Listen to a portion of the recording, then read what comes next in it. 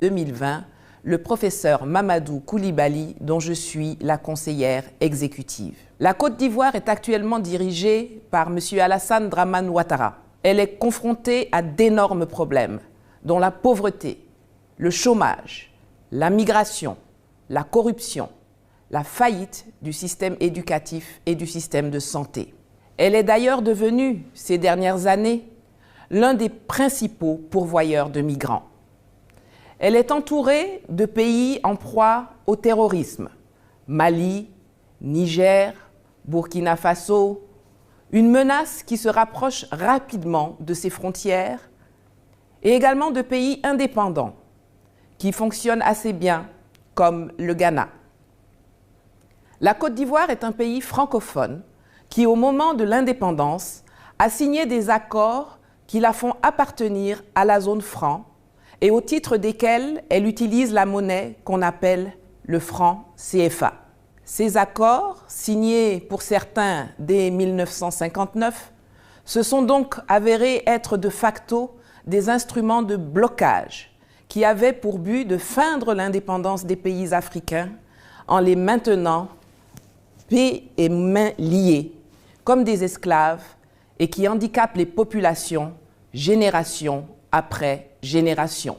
Ces accords de coopération anciens, qui ont des volets militaires, monétaires, politiques et économiques, font l'objet de vifs débats aujourd'hui, qui ne laissent pas indifférent mon parti, puisque nous avons fait le choix de rompre avec eux.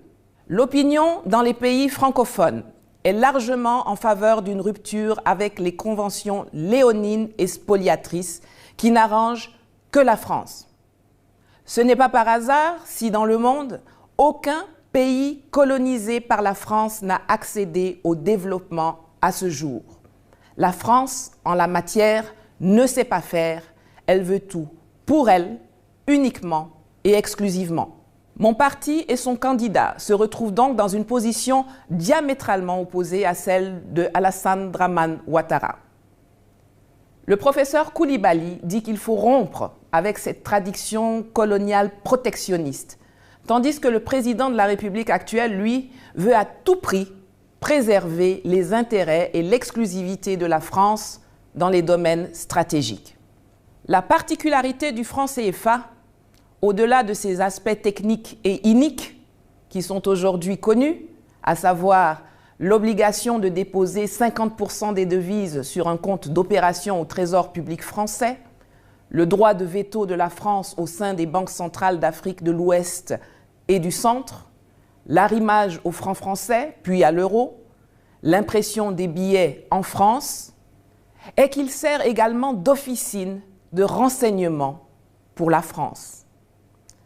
À travers lui, elle est au courant de tous les projets que la Côte d'Ivoire et les États membres entreprennent avec d'autres partenaires et elle intervient régulièrement pour les faire échouer ou alors tout simplement pour exiger de faire partie du deal.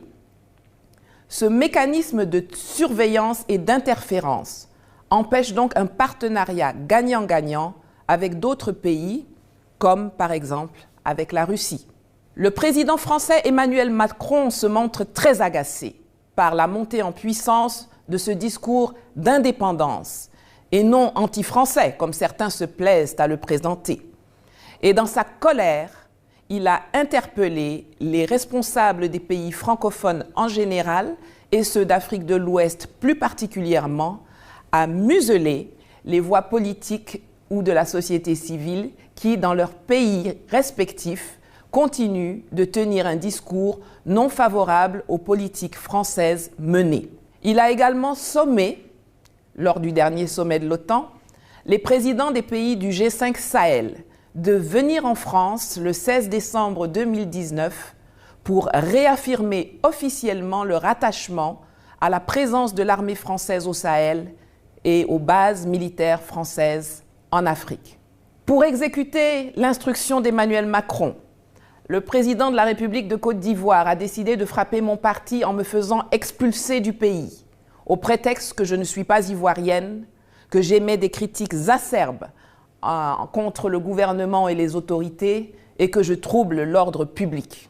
Je tiens à souligner que la loi ivoirienne autorise les non-ivoiriens à militer dans les partis politiques, même s'ils n'ont pas le droit de voter ou de présider une formation politique.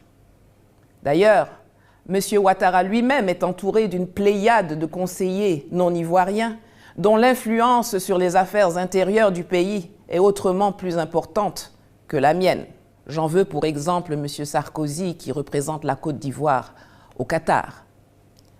Mon parti étant à la pointe de cette contestation que M. Macron veut faire taire, et après le retentissement mondial que ma prise de parole lors du sommet et du forum Russie-Afrique de Sotchi a eu, j'ai échappé à une tentative d'enlèvement par la police dans la soirée du vendredi 29 novembre 2019. Je me suis rendue à elle avec mon avocat 48 heures plus tard pour y être détenue pendant 11 heures de temps sans avoir eu le droit de manger.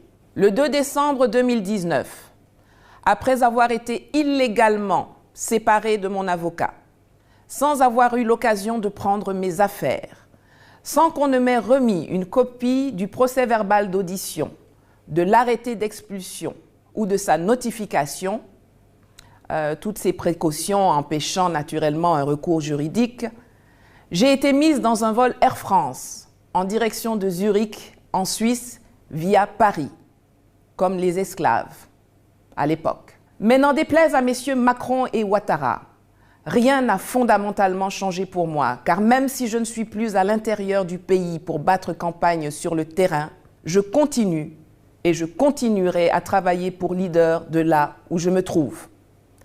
Par contre, une chose est sûre et certaine, tant que M. Ouattara est président de la République de Côte d'Ivoire, tant que la France assimilera nos aspirations à la pleine souveraineté de nos États, à l'expression d'un sentiment anti-français, je ne pourrai pas rentrer chez moi à Abidjan et ma vie est en danger, même à l'extérieur du pays. La France a montré par le passé son habitude à éliminer ceux qui s'opposent au système de la France-Afrique.